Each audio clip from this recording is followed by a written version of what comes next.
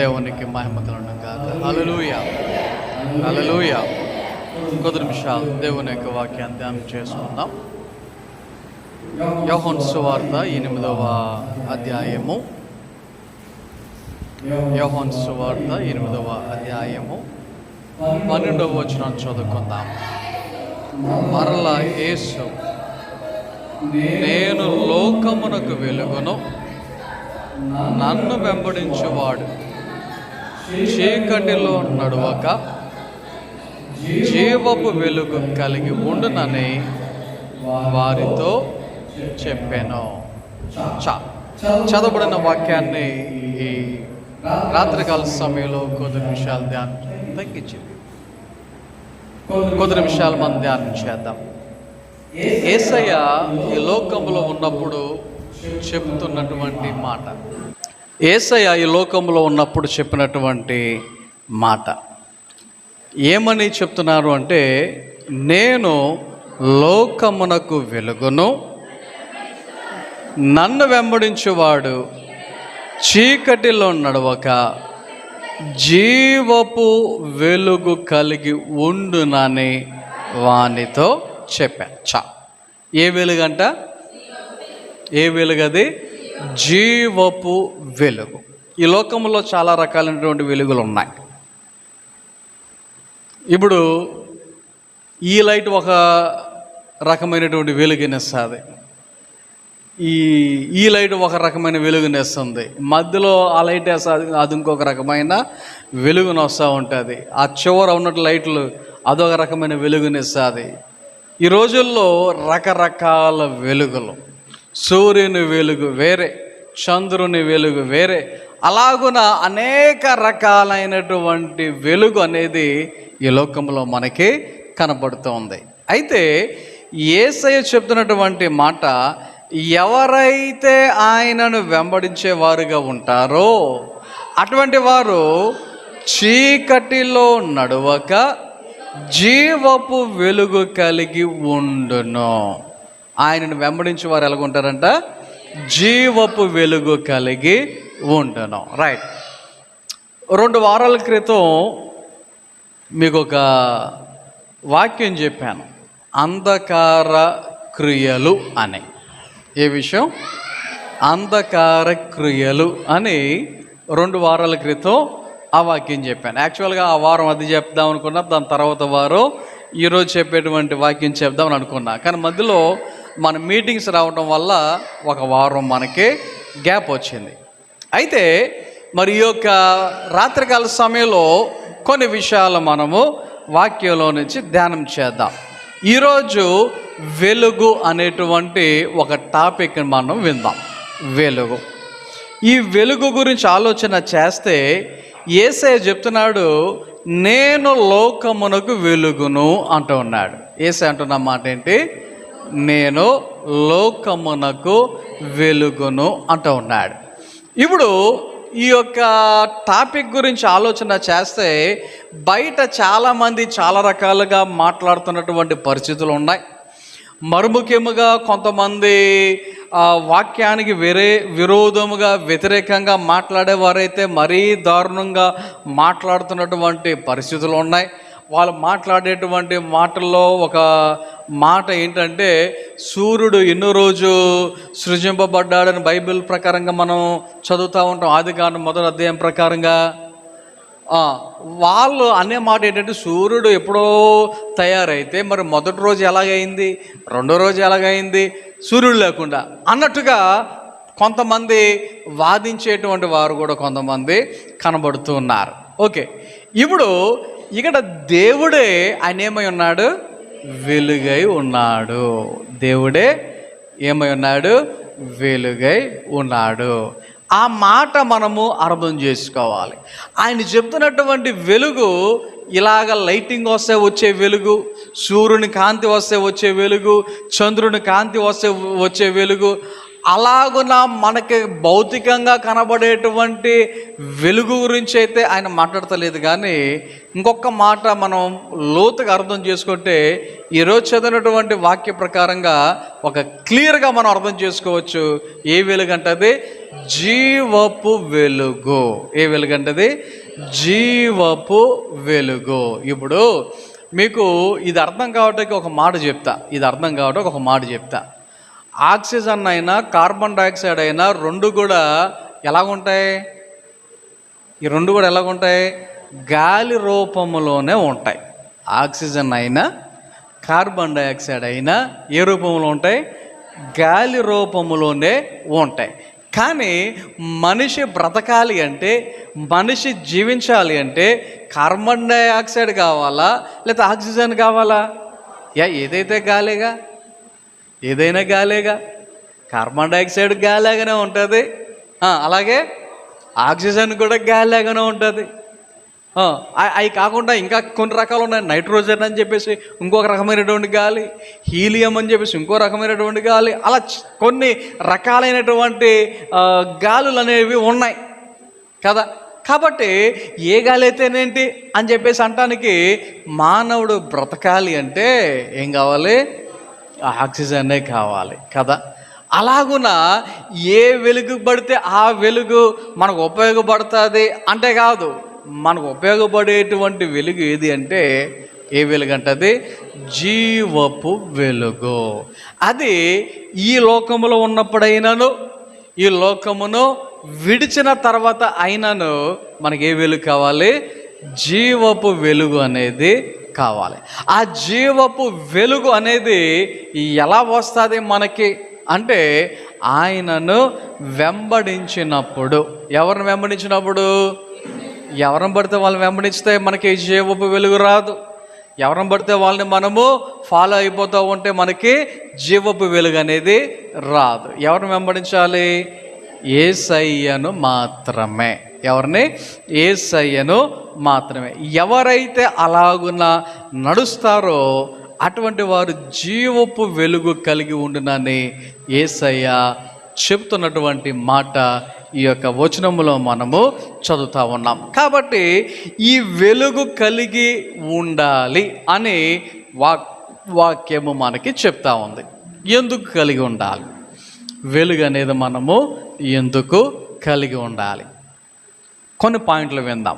ఒకటి, మనందరూ తెలిసినటువంటి వచనమే మత్తయి సువార్త 5వ అధ్యాయంలో మనం చదివితే, అక్కడ యేసు కొండ మీద ప్రసంగం చేస్తూ ఉన్నప్పుడు చెప్పినటువంటి మాటలు ఇదొక మాట 16వ వచనంలో కనబడుతుంది. మనుష్యులు మీ సత్క్రియలను చూచి పరలోకమందున్న మీ తండ్రిని మహిమపరుచున్నట్లు వారి ఎదుట మీ వెలుగు ప్రకాశింపనీయుడి. ఏమంటున్నారు? ఏం చెప్తా ఉన్నారు? మనుష్యులు మీ సత్క్రియలను చూచి ఏం చేయాలంట? పరలోకమందున్న మీ తండ్రిని మహిమపరచునట్లు వారి ఎదుట మీ వెలుగు ప్రకాశింపనీయుడి. ఇంకొక మాటలో మనకు బాగా అర్థం కావాలి అంటే ఎలాగ చెప్పచ్చు? ఎలాగంటే, ఈ వెలుగు అనేది మనం కలిగి ఉండటం వలన అది ఏం చేస్తుంది అంటే మన సత్క్రియలను తెలియచేస్తుంది. వెలుగు ఏం చేస్తుంది? మన యొక్క సత్క్రియలను తెలియజేస్తుంది. సత్క్రియలు అంటే మంచి క్రియలు. సత్క్రియలు అంటే ఏంటి చెప్పండి? సింపుల్, మంచి క్రియలు, మంచి పనులు. మనం చేసేటువంటి మంచి పని ఏదైతే ఉందో అది ఏమవుతుంది అన్నమాట? ఏమవుతుంది? అది వెలుగు అనేది మన సత్క్రియలను ఇతరులకు తెలియచేస్తుంది. ఇతరులకు తెలియచేయాలా? ఆలోచన చేయండి. కొంతమందికి కొన్ని డౌట్లు ఉంటాయి. ముఖ్యంగా విశ్వాసులుగా ఉన్నప్పుడు మనం కొంతమంది అనేటువంటి మాట ఏంటంటే, నువ్వు కుడి చేత్తో ఇచ్చింది ఎవరు తెలియకూడదో, ఎడం చేతి కూడా తెలియకూడదు అని చెప్పేసి అంటూ ఉంటారు. కుడి చేతితో ఇచ్చింది ఎడం చేతి కూడా తెలియకూడదు అంటారు. ఒకసారి ఆలోచన చేయండి. కుడి చేత్తో ఇచ్చింది ఎడం చేతికి తెలియకుండా ఉండడం అంటే అర్థం ఏంటి? కుడి చేత్తో ఇచ్చింది ఎడం చేతికి తెలియకుండా ఉండడం అంటే అర్థం ఏంటి? ఒకటే మన జేబులో రకరకాల పేపర్స్ ఉన్నాయి అనుకోండి, ఈ డబ్బులు, అది 10 రూపాయలు కావచ్చు, 20 రూపాయలు కావచ్చు, 50 కావచ్చు, 100 కావచ్చు, 200 కావచ్చు, 500 కావచ్చు, రకరకాలు ఉన్నాయి అనుకోండి.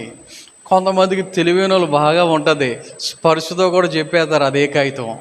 కొంతమంది స్పర్శతో కూడా చెప్పేయచ్చు ఆ కాగితం ఏంటో, సైజుని బట్టి చెప్పేయచ్చు ఆ కాగితం ఏంటో.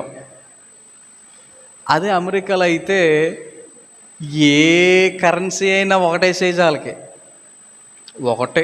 వాళ్ళకు ఉండే దాంట్లో $1 ఉంటుంది, $5 ఉంటుంది, $10 ఉంటుంది, $20 ఉంటుంది, $50 ఉంటుంది, $100 కాగితం. 6 రకాల కాగితాలు ఉంటాయి అమెరికాలో, అంతే, అంతకు మించి లేవు. ఈ 6 ఒకే రంగులో ఉంటాయి. ఈ 6 ఒకే రంగులో ఉంటాయి. 2, ఈ 6 ఒకే సైజులో ఉంటాయి.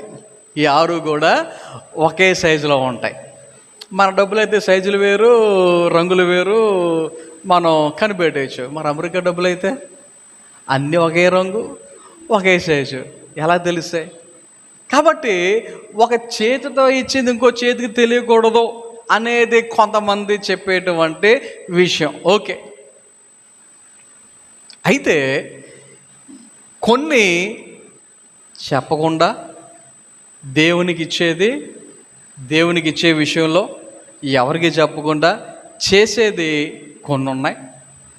అలాగే మన సత్క్రియలు కొంతమందికి తెలియచేయవలసినటువంటి పరిస్థితి కూడా ఉంది. ఈ వచనం చదివితే మనుషులు ఏం చూడాలంట? మీ సత్క్రియలు చూడాలంట. మన యొక్క సత్క్రియలు చూడాలంట. కొంతమంది కరోనా టైంలో మనం చర్చ్ తరపున చాలా కార్యక్రమాలు చేశాం కదా. చేసినప్పుడు ఒక ఆయన నాతో వాదించాడు, మీరు చేసేది, మీరు వాక్యం తెలీదా? కుడి చేత్తో చేసింది ఎడం చేత్తో తెలియకూడదు, అలాంటిది మీరు యూట్యూబ్లో ఎందుకు పెడుతున్నారు? లేకపోతే ఎందుకు అందరికీ తెలిసేటట్టు బయటికి పెడుతున్నారు అని చెప్పినట్టు, అలాగా చెప్పి నన్ను అడిగినటువంటి వాళ్ళు ఉన్నారు. వాళ్ళు ఎవరో నాకు తెలియదు, ఈ రోజుకి నాకు తెలియదు. మేబీ ఆ కామెంట్స్లో ఇప్పుడు కూడా ఆ కామెంట్ ఉండి ఉంటుంది, నేను దాన్ని ఏమి డిలీట్ చేయలే. అయితే ఆయనకి నా నెంబర్ ఇచ్చి వాట్సాప్లో లేకపోతే నాకు ఫోన్ చేయండి అని చెప్పేసి అన్న. ఆయన నాకు ఫోన్ చేయలే, మెసేజ్లు పెడతా మొదలెట్టాడు. ఆయన మెసేజ్లు మొదలు పెడితే నేను కూడా మెసేజ్లు పెడతా ఉన్నాను. ఆయనేమో బయటికి చెప్పకూడదు అంటాడు, నేనేమో ఈ వాక్యాన్ని చూపెట్టి దేవుడు ఇలా చెప్పాడు, ఇలాగ చేయాలి, అలాగన మనం చేస్తే మన యొక్క సత్క్రియలు చూచి ఇతరులు ఏం చేయాలి? దేవుని మహిమపరచాలి అన్నట్లుగా నేను మాట్లాడటం మొదలుపెట్టేసరికి ఆయన నాతో మాట్లాడలేక, వాదించలేక, ఆయన ఒకటే చెప్తున్నాడు, కుడి చేత్తో ఇచ్చింది ఎడం చేతి తెలియకూడదు. ఆ ఒక్క మాట, అది తప్ప ఇంకొకటి రెండోది లేదు. గమనించండి, మన యొక్క వెలుగు ఏం చేస్తుందంట? మనం వెలుగు కలిగి ఉంటా, వెలుగు ఏం చేస్తుంది? మన సత్క్రియలను తెలియజేస్తుంది. ఇప్పుడు మన సత్క్రియలు తెలియచేయబడిన తరువాత తెలిసిన వారు ఏం చేయాలి? తెలుసుకున్న వాళ్ళు ఏం చేయాలి? చూచిన వాళ్ళు ఏం చేయాలి? వాక్యం ఏమంటుంది? వారు తండ్రిని మహిమపరిచేటట్లుగా ఉండాలి. తండ్రిని మహిమపరిచేటట్లుగా ఉండాలి. ఆలోచన చేయండి. కానీ ఈ రోజుల్లో పరిస్థితులు ఎలాగైపోతున్నాయంటే, మన యొక్క సత్క్రియలు చూసి ఏడుచోలు ఎక్కువైపోతున్నారు, అశుభపడవలు ఎక్కువైపోతున్నారు, లేకపోతే రకరకాలుగా మాట్లాడే వాళ్ళు ఎక్కువైపోతున్నారు. అవునా? ఎవరేమైనా మనకు అనవసరం, ఎవరెలాగా ఫీల్ అయినా మనకు అనవసరం. వాక్యం చెప్పింది మన సత్క్రియలను బట్టి ఇతరులు ఏం చేయాలి? దేవునిని మహిమపరిచినట్లుగా మన సత్క్రియలు వారి ఎదుట మీ వెలుగును ప్రకాశించేటట్లుగా మనము ఉండాలి. కాబట్టి ఈ యొక్క వాక్య ప్రకారముగా మనం చేయవలసినటువంటి పని ఏంటంటే, దేవుని యొక్క సన్నిధికి రావటం, ప్రార్థనలు చేయటం, వాక్యం వినటం, ఆరాధన చేయటం, మారు మనసు పొందామనుకోవటం అదొకటే సరిపోదు. సత్క్రియలు మన జీవితంలో కనబడాలి, మంచి క్రియలు మన జీవితంలో కనబడాలి, మంచి పనులు మన యొక్క జీవితంలో కనబడాలి. ఎవరు కనబడాలి? దేవునికి మాత్రమే కాదు, ఇతరులకు. అది మన ఇంట్లో వాళ్ళకి కావచ్చు, మన పొరుగు వారికి కావచ్చు, స్నేహితులు కావచ్చు, బంధువులకు కావచ్చు, ఎవరికైనా సరే మన యొక్క సత్క్రియలు కనబడేటట్లుగా ఉండాలి. అంటే మన యొక్క జీవితంలో కేవలం మాటలతో కాదు. వాక్యంలో ఒక వచనం మనం ఇలా చదువుతాం, క్రియలు లేని విశ్వాసం ఎలాంటిదంట? మృతమైనది అని వాక్యం చెప్తుంది. ఎలాంటి విశ్వాసం అది? క్రియలు లేని విశ్వాసం. మనము పని చేయకుండా మాటలతో సరిపెడితే కాదు. ఆలోచన చేయండి. ఇప్పుడు ఫర్ ఎగ్జాంపుల్ మన దగ్గరికి ఎవరైనా ఏమండి నాకు ఆకలి అవుతుంది, ఏమన్నా నాకు ఆకలి అవుతుంది, ఏమన్నా నాకు ఆకలి అవుతుంది అని చెప్పేసి ఆకలితో మన దగ్గరికి వచ్చారనుకో, మనం ఏం చేయాలి? నువ్వు ప్రార్థనాపరుడు కావచ్చు, నువ్వు మంచిగా ఒక ఎన్ని గంటలైన వాక్యం చెప్పేటువంటి ఆ యొక్క ఎబిలిటీ మనకు ఉండొచ్చు. ఆ వ్యక్తి వచ్చినప్పుడు, ఆ వ్యక్తికి ఆకలిగా ఉన్నప్పుడు ఆకలిలో మనం చేయదగినదేంటి? భోజనం పెడతాం, కడుపు నింపడం. అది మానేసి నేను గంట వాక్యం చెప్తాను, ఎలా చెప్తానో చూడు అని వాక్యం చెప్తే, నేను ప్రార్థన చేస్తాను, నీకు ఆకలి వేస్తాను, ఏ చిన్నామలో ఆకలి పో అని మనం ప్రార్థన చేస్తానంటే అది కాదు కదా. ఎవరైనా చలితో మన దగ్గరకు వచ్చాడంటే మనం ఏం చేయగలగాలి? కప్పుకోవడానికి ఏదైనా చిన్నది వస్త్రం ఇవ్వగలిగేటువంటి వారముగా ఉండాలి. అది ఇవ్వటం మానేసి నీ చల్లేస్తున్నా, నేను ప్రార్థన చేస్తా, నీ చల్లేస్తున్నా, నీకు వాక్యం చెప్తానంటే. కాబట్టి క్రియలు కనబడాలి, మాటల కన్నా క్రియలు కనబడాలి. కాబట్టి ఇక్కడ వాక్యం చెప్పేది అదే. ఏమంటుంది? మీ సత్క్రియలను చూచి. ఎవరు చూడాలి? మనుషులే. ఎవరు చూడాలి? మనుషులే. కాబట్టి మనం ఇతరుల ఎడల దయ చూపించేవారిగా, ప్రేమ చూపించేవారిగా, జాలి చూపించేవారుగా ఉండాలి. కొన్నిసార్లు ఎదురయ్యేటువంటి కొన్ని పరిస్థితులు చెప్తా. రాజమండ్రి వెళ్తున్నప్పుడు ఒక ట్రాఫిక్ సిగ్నల్ దగ్గర ఆగితే ఒకరి తర్వాత ఒకరు రకరకాల గెటప్పులతో వచ్చేస్తారు మా దగ్గరికి. మొదటి వాళ్ళకి ఇచ్చామంటే చాలు, అది చూసి రెండో వాళ్ళు, మూడో వాళ్ళు, నాలుగో వాళ్ళు వస్తూనే ఉంటారు. ఏం చేయాలో అర్థం కాదు. ఒకరి మించి ఒకరు కనబడతారు, దయనీయంగా కనబడతారు. సరే మొత్తానికి ఇక్కడ ఏదో ఇవ్వగలిగింది ఇచ్చి ఇంకొక సిగ్నల్ దగ్గరికి వెళ్తాం, అక్కడ ఇంకొకరు మళ్ళీ మొదలవుతూ ఉంటారు. ఆలోచన చేయండి ఒకసారి. అక్కడ వాళ్ళు చేసేదేంటి? నిజంగా కడుపు నింపుకోవటానికి కాదు, వాళ్ళు వృత్తే అది. ఏంటి వృత్తి? అడుక్కొని సంపాదించడం వాళ్ళ వృత్తి. అలాంటి వాళ్ళ మీద జాలి, దయ చూపిద్దామంటే ఇచ్చిన డబ్బులతో మళ్ళీ సాయంత్రం అయ్యేసరికి వాళ్ళకి తాగుడికే చాలుతుంది కదా. ఆలోచన చేయండి. మనము అవసరతలో ఉన్న వారికి ఏం చేసేవారుగా ఉండాలి? దయ చూపించేవారుగా, జాలు చూపించేవారిగా, ప్రేమ చూపించేవారిగా మనము ఉండాలి. కాబట్టి మన యొక్క వెలుగు ఏం చేస్తుందన్నమాట? మన సత్క్రియలను అది తెలియచేస్తూ ఉంది. 2, ఇంకొక విషయం, యెషయా గ్రంథము 60వ అధ్యాయం 1వ వచనంలో చదివితే, నీకు వెలుగు వచ్చి ఉన్నది, లెమ్ము తేజరిల్లుము, యెహోవా మహిమ నీ మీద ఉదయించెను. వాక్యంలో మనం చదువుతున్నటువంటి ఈ మాట గమనించండి. నీకు వెలుగు వచ్చి ఉన్నది, లెమ్ము తేజరిల్లుము.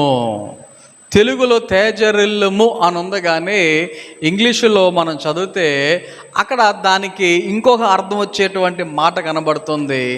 నువ్వు సంతోషించు అని చెప్తా ఉంది, అక్కడ ఆనందించు అని చెప్తా ఉంది. అంటే దీని అర్థం ఏంటన్నమాట, నీ వెలుగు ఏం చేస్తుందన్నమాట, నీలో ఉన్నటువంటి సంతోషాన్ని లేక ఆనందాన్ని తెలియచేస్తూ ఉంది. వెలుగు ఏం చేస్తుంది, సంతోషాన్ని లేక ఆనందాన్ని తెలియచేస్తూ ఉంది. కొంతమందికి జనరల్గా చీకటి అంటే భయం, కొంతమందికి జనరల్గానే చీకటి అంటే భయం. ఇంట్లో ఉన్నప్పుడు ఒకవేళ టప్మని కరెంటు పోయిందే అనుకోండి, పిల్లల ముఖాల్లో రకరకాల హావభావాలు కనబడతాయి. అందులో భయం అనేది ఎక్కువగా చాలామందికి కనబడుతూ ఉంటుంది. ఆ భయంగా ఉన్న టైంలో కరెంట్ వచ్చిందా, లేకపోతే ఎవరైనా లైట్ వేశారా, లేకపోతే ఎవరైనా క్యాండిల్ వెలిగించారా, ఆ భయపడినటువంటి ముఖం కాస్త ఏమైపోద్ది, మరలా కొంతమంది యాక్టింగ్, అబ్బాయి నేను భయపడలా, నేను అసలు జడవలా అన్నట్టుగా ఆ యొక్క హావభావాల్ని కవర్ చేసుకోవడానికి ఎంత ప్రయత్నం చేస్తారో కదా. ఆలోచన చేయండి ఒకసారి. కొన్నిసార్లు అదే పరిస్థితి, కొన్నిసార్లు అదే చిన్నప్పుడు చిన్నపిల్లలను చూస్తూ ఉంటే వాళ్ళు చీకటిగా ఉన్నప్పుడు ఇంట్లోకి వెళ్ళి ఏదైనా అంటే ఎన్ని కబుర్లు చెప్తారో, కబుర్లు చెప్తారు తప్ప లోపలికి వెళ్ళరు. అంటే భయం. గమనించండి. కానీ వెలుగు ఏం చేస్తుంది, మన సంతోషాన్ని తెలియచేస్తూ ఉంది. 43వ కీర్తన 3వ వచనం చదువుదాం చూడండి. 43వ కీర్తన 3వ వచనం.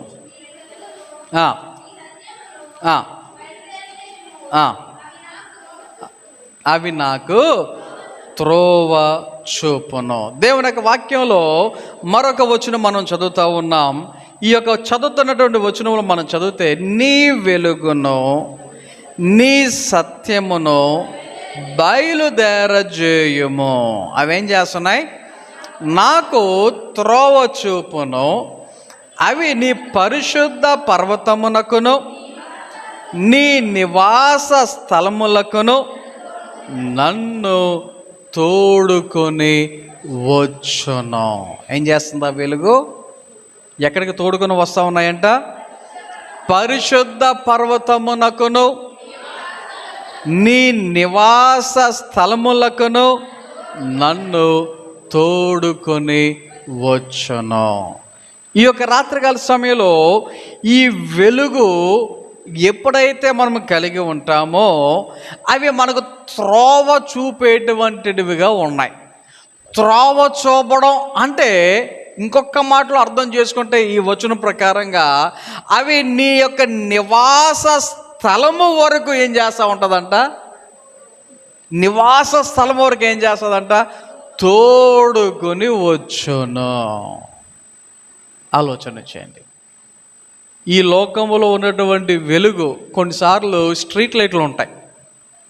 ఆ లైట్ ఎక్కడ వరకు బంద్ చేద్ది, ఆ లైట్ ఎక్కడ ఉందో అక్కడ వరకే బంద్ చేస్తుంది. మరలా దాటిన తర్వాత చీకటి, మరలా నెక్స్ట్ ఇంకో లైట్ వచ్చిన తర్వాత అక్కడ వెలుగు ఉంటుంది. అది దాటితే మరలా చీకటి, అది దాటిన తర్వాత ఇంకో లైట్ వస్తుంది, అక్కడ వెలుగు ఉంటుంది, అది దాటితే చీకటి కదా. కానీ దేవుని యొక్క వెలుగు ఏదైతే ఉందో అదేం చేస్తుంది, నీ నివాస స్థలములకు నిన్ను తోడుకొని వచ్చును. అందుకనే కీర్తనకారుడు 119వ కీర్తన 105వ వచనంలో మనం చదువుతాం కదా, నీ వాక్యము నా పాదములకు దీపమును నా త్రోవకు ఏమై ఉన్నది అంటున్నాడు, వెలుగై ఉన్నది. నీ వాక్యము నా త్రోవకు ఎలాగున్నది, వెలుగు, నా పాదములకు దీపముగా.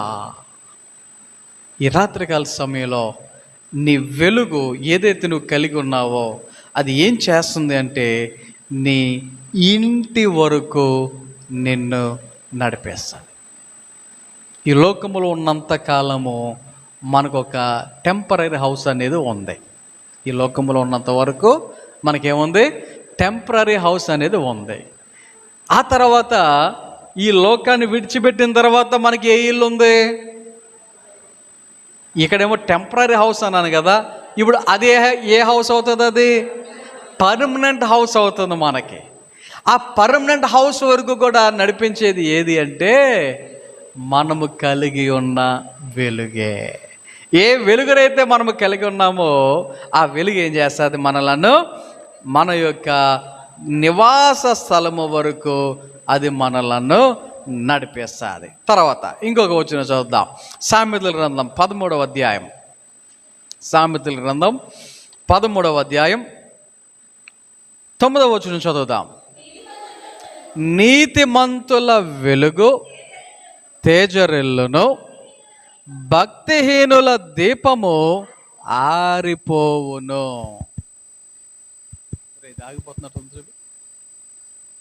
నీతిమంతుల వెలుగు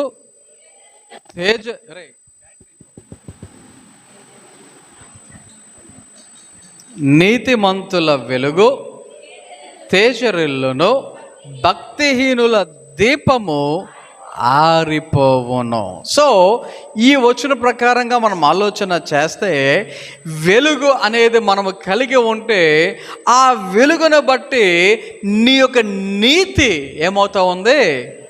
తెలియజేయబడుతూ ఉంది. అది ఇతరులకు కనబడేదిగా ఉంది, అది తేజరిల్లేదిగా ఉంది. ఒకవేళ మనకి జీవితంలో భక్తిహీనులుగా ఉంటే ఏమైపోతుందంట? ఆరిపోవును. దీపము ఆరిపోవును. ఆరిపోతే వెలుగుండదు, చీకటి. ఆలోచన చేయండి. మన వెలుగు ఏం చేస్తుంది? మనకి నీతిని లేక యథార్థతను లేక పరిశుద్ధతను తెలియచేస్తూ ఉంది. మన నీతి, మన యొక్క వెలుగు నీతిని తెలియచేస్తూ ఉంది. ప్రసంగి గ్రంథంలో 11వ అధ్యాయంలో వాక్యం ఎలా చెప్తా ఉంది? ప్రసంగి గ్రంథం 11వ అధ్యాయం 7వ వచనం. వెలుగు మనోహరమైనది, సూర్యుని చూచుట కన్నులకింపుగా ఉన్నది. వెలుగు ఎలాగ ఉన్నదంట? వెలుగు ఎలాంటిది? మనోహరమైనది. వెలుగు ఏమై ఉన్నది? మనోహరమైనది. అంటే మనోహరమైనది అంటే అర్థం ఏంటి? అది మీకు అర్థం కావాలంటే దానికి ఈ మాట ఇలా చెప్పచ్చు. మనోహరమైనది అంటే ఇతరులకు ఆకర్షణీయంగా కనబడేది. మనోహరమైనది అంటే ఇతరులకు ఎలాగుంటుంది? అది ఆకర్షణీయముగా కనబడేది. ఇప్పుడు మనలో వెలుగు ఉంటే అదేం చేస్తుంది అన్నమాట? ఇతరులకు ఆకర్షిస్తుంది. ఇతరులకు ఏం చేస్తుంది? ఆకర్షిస్తుంది. ఇప్పుడు ఈ వెలుగు ఇతరులను ఆకర్షిస్తుంది అంటే ఏ విషయంలో ఆకర్షిస్తుంది? ఎలాంటి విషయంలో ఆకర్షిస్తుంది? ఆలోచన చేయండి. మనకున్నది ఏంటది? జీవపు వెలుగు. సో జీవపు వైపు లేకపోతే దేవుని వైపు, ఆయన సన్నిధి వైపు ఈ వెలుగు ఇతరులను ఏం చేసేదిగా ఉంటుంది? ఆకర్షించేదిగా ఉంటుంది. ఆలోచన చేయండి. దేవుని బిడలుగా ఈ యొక్క వాక్యంలో మనం చదివినటువంటి ఈ యొక్క వచనాన్ని కనుక మనం ఆలోచన చేస్తే సూర్యుని చూచుట కన్నులకు ఇంపుగా ఉన్నది. నిజంగా సూర్యుని చూస్తే కన్నులకు ఇంపుగా ఉంటుందా? సూర్యుని చూడగలుగుతామా? కళ్ళు రెప్పలు బాగా ఓపెన్ చేసి సూర్యుని చూడగలుగుతామా? కానీ ఈయనేమంటున్నాడు? అబ్బో ఎంత బాగుందో, సూర్యుని చూడడం ఎంత బాగుందో, ఎంత ఇంపుగా ఉందో ఆయన మాట. మరి అదేంటి ఆయన అలా మాట్లాడుతూ ఉన్నాడు? ఆయన అలాగెందుకు మాట్లాడుతూ ఉన్నాడు? ఆలోచన చేయండి. ఇక్కడ ఈ విషయాలు కనుక మనం అర్థం చేసుకుంటే ఈ యొక్క వెలుగు సూర్యుని కంటే గొప్పది. ఈ వెలుగు ఎలాంటిది? సూర్యుని కంటే గొప్పది. కాబట్టే ఆ వెలుగు ఏమై ఉన్నది? మనోహరమైనది. అలాగున యేసయ్య చెప్తున్నాడు, నేను ఈ లోకమునకు వెలుగై ఉన్నా. ఆయన నీ లోకానికి వెలుగై ఉన్నాను అని చెప్పాడు కదా. ఆయన మరలా మనతో ఏం చెప్తున్నాడు తెలుసా? మత్తయి సువార్త 5వ అధ్యాయం 14 వచనం ప్రకారంగా మీరు లోకానికి వెలుగై ఉన్నారని చెప్తా ఉన్నాడు. మనం ఏమైనామంట? మీరు ఈ లోకానికి వెలుగై ఉన్నారు. మరి మనం వెలుగై ఉండటం ఏంటి? మనం వెలుగై ఉండటం ఏంటి? ఇది అర్థం కావటానికి మీకు ఒక ఎగ్జాంపుల్ చెప్తా. మనందరికి తెలిసినటువంటిది ఒక ఎగ్జాంపుల్ చెప్తా. సూర్యుడి గురించి ఆలోచన చేస్తే, సూర్యుడు బాగా అంటే బాగా ప్రకాశించేటువంటి ఆ యొక్క గ్రహం మనందరికీ తెలుసు. మరి చంద్రుడు తనంతట తాను వెలగలుగుతాడా? చంద్రునికి ఆ లక్షణం ఉందా? లేదు. కానీ ఇప్పుడు మనకి చంద్రుడు బాగా కనబడుతున్నాడు అంటే దాని అర్థం ఏంటి? అందులో మంచి వెలుగు ఉంది, చంద్రుడు బాగా ప్రకాశిస్తున్నాడు అని కాదు అర్థం. చంద్రుడు ఆ యొక్క ప్రకాశించేటువంటి విధానంలో ఉన్నటువంటి బ్యాక్గ్రౌండ్ ఏంటి? సూర్యుని యొక్క వెలుగు ఎవరి మీద పడుతుంది? చంద్రుడి మీద పడుతూ ఉంది. ఆ చంద్రుని మీద పడుతున్నటువంటి ఆ వెలుగు మనకే కనబడుతుంది. ఆ వెలుగు మనకే కనబడుతుంది. ఇది బేసిక్గా అందరికీ తెలిసినటువంటి విషయం కదా. అలాగున సూర్యుడు ఒకవేళ ఫర్ ఎగ్జాంపుల్ ఉదాహరణకి దేవునితో పోలిస్తే, చంద్రుడిని మానవులతో పోల్చుకుంటే ఆయన వెలుగు మన మీద ఉంది కాబట్టి మనం ఈ లోకానికి ఏమై ఉన్నాము? వెలుగై ఉన్నాము. మనం ఈ లోకములో వెలుగు కలిగిన వారముగా ఉండాలి. ఎవరు వెలుగు? బల్బు మింగేద్దామా చెప్పండి ఒకసారి. కరెంటు పెట్టేసుకుందామా మనం చెప్పండి ఒకసారి. ఆ వెలుగు గురించి కాదు కదా వాక్యం మనతో మాట్లాడేది. దేవుని యొక్క వెలుగు గురించి. ఆ వెలుగు మనము కలిగి ఉండాలి. ఆ వెలుగు కలిగి లోకములో మీరు వెలుగై ఉన్నారు అని యేసయ్య చెప్తున్నటువంటి మాట. అందుకే ఆ వెలుగు ఎవరైతే కలిగి ఉంటారో వారు జీవమును కలిగి ఉన్నారు అని వాక్యం తెలియచేస్తా ఉంది. అలాగే ఇంకొక వచనం చదువుదాం. తిమోతికి రాసిన 2వ పత్రిక 1వ అధ్యాయం చూడండి 10వ వచనం చదువుదాం. మన క్రియలను బట్టి కాక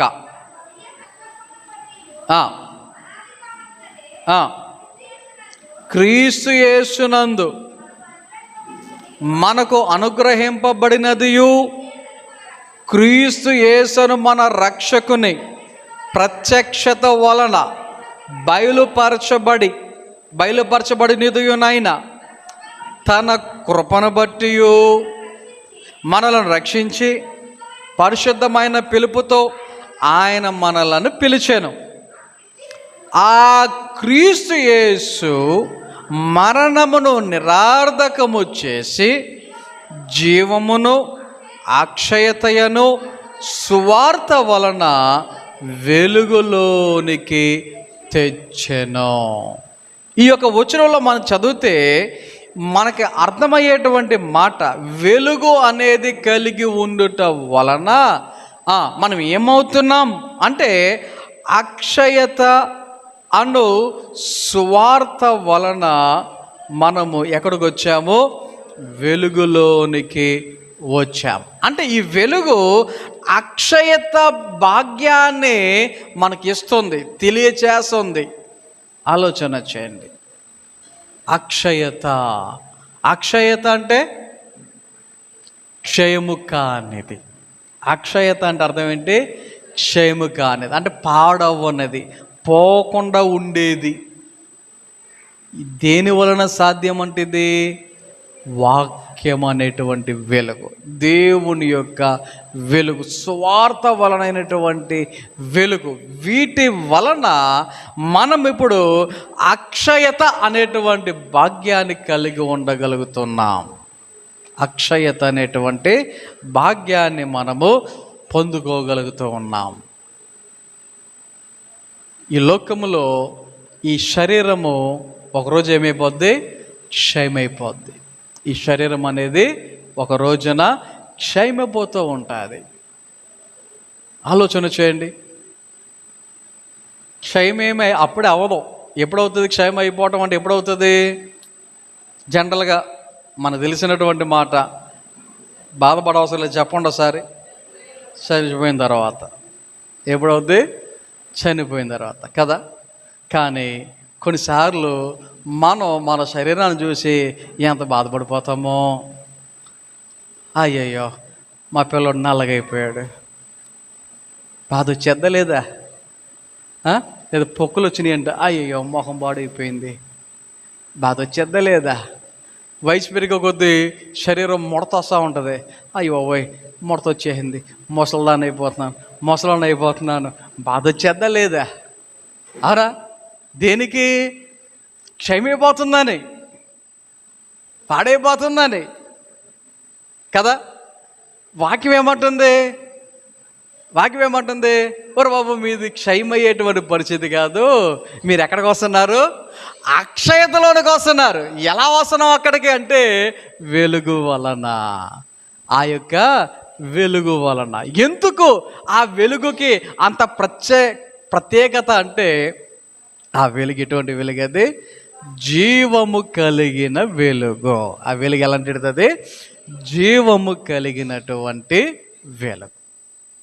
మరి విశ్వాసులుగా, క్రైస్తవులుగా, దేవుని బిడ్డలుగా మన యొక్క ప్రయాణం, మన యొక్క జీవిత ప్రయాణం ఏంటి అంటే ఆ జీవపు వెలుగు కలిగి ఉండటమే. ఏంటి చెప్పండి? ఆ యొక్క జీవపు వెలుగును మనము కలిగి ఉండటమే. ఆ జీవపు వెలుగును కలిగి ఈ లోకములో జీవించటమే. అది ఎలా సాధ్యం అంటే యేసయ్యను వెంబడించుట వలన. ఎలా సాధ్యం? యేసయ్యను వెంబడించుట వలన. యేసయ్యను వెంబడించకపోతే వెలుగు లేదు. వెలుగు లేదు అంటే ఏమి లేదు? జీవం లేదు. జీవం లేదంటే అర్థం ఏంటి? మన ఇంటికి రాలేం. మన ఇంటికి రాకపోవటం అంటే అర్థం ఏంటి? పర్మనెంట్ హౌస్కి వెళ్ళలేం. అక్కడికి వెళ్ళటం లేదంటే అర్థం ఏంటి? నరకమే కదా. కాబట్టి మన యొక్క క్రైస్తవ జీవితం అంటేనే వెలుగు కలిగి జీవించడం, జీవపు వెలుగు కలిగి జీవించటం, అనగా యేసయ్యను వెంబడించడం. మరి మన యొక్క జీవితంలో అలాగున ఎంతవరకు యేసయ్యను వెంబడిస్తూ ఉన్నాం, ఎంతవరకు ఆయన యొక్క జీవపు వెలుగును కలిగి ఉన్నాం ఆలోచన చేద్దాం. ఆ యొక్క వెలుగు కలిగి ఉండటానికి ఎంత శ్రమైనా, ఎంత కష్టమైనా అది ఈజీగా ఉంటుందని యేసు ఏం చెప్తలా, కష్టమే. అయినా సరే ఆయన వెంబడించి ఆ జీవపు వెలుగు కలిగి ఉందాం. కొద్ది మాటలు దేవుడు మన వినికిడిలో ఫలింపచేసి నడిపించును గాక. ఆమేన్. ప్రార్థన చేసుకుందాం. అందరూ మోకరించండి, తలలు వంచండి. ప్రార్థన. మహోన్నతుడా, మీకు వందనాలు, స్తోత్రాలు తండ్రి. నిబిడమైన మమ్మల్ని అందరినీ ప్రేమించి నిస్సరిది నడిపించే దానాన్ని బట్టి వందనాలు, స్తోత్రాలు. దేవా, పాటల్లో తోడుగున్నారు, మీకు వందనాలు. వాక్యం ద్వారా మాట్లాడిన ప్రతి మాటను బట్టి వందనాలు. ప్రార్థన చేసిన బిడ్డల యొక్క ప్రార్థనలు ఆలకించే విధానాన్ని బట్టి వందనాలు. దేవా, ఈ సమయంలో దేవా నీ బిడ్డలుగా మేమందరం నీ సన్నిధిలో ప్రార్థన చేయుచున్నాం. మా ప్రార్థన ఆలకించున్నందుకు వందనాలు. దేవా, సంఘ బిడ్డలందరూ మీ చేతిగా అభిగించుకుంటున్నాం. ప్రతి ఒక్కరిని పేరు పేరున దేవా దీవించమని, ఆశీర్వదించమని, నడిపించమని, నిబిడులుగా నీ వాక్యానుసారముగా నిన్ను వెంబడిస్తూ నీ యొక్క జీవపు వెలుగు కలిగి ఉండటానికి, పొందటానికి సహాయం చేయమని నీ సన్నిధిలో ప్రార్థన చేయించు ఉన్నాం. అలాగే దేవా, రేపు జరగబోతున్న ఆరాధన కోరికను బట్టి వందనాలు. దేవా, నీ బిడ్డలని మేమందరం దేవా నీ సన్నిధికి ఆత్మతో సత్యముతో ఆరాధించడానికి దేవా మేమందరం శారీరకంగా, మానసికంగా, ఆత్మీయంగా సిద్ధపడి నీ సన్నిధికి రావటానికి సహాయం చేయమని ప్రార్థన చేయించు ఉన్నాం. అలాగే ఎవరికి ఎటువంటి ప్రత్యేకమైన అవసరతలు ఉన్నాయో దేవా, సమస్య పెరిగిన దేవుడవు, సహాయం దయచేయండి, కృప చూపించండి, నీ మేడులతో నింపండి.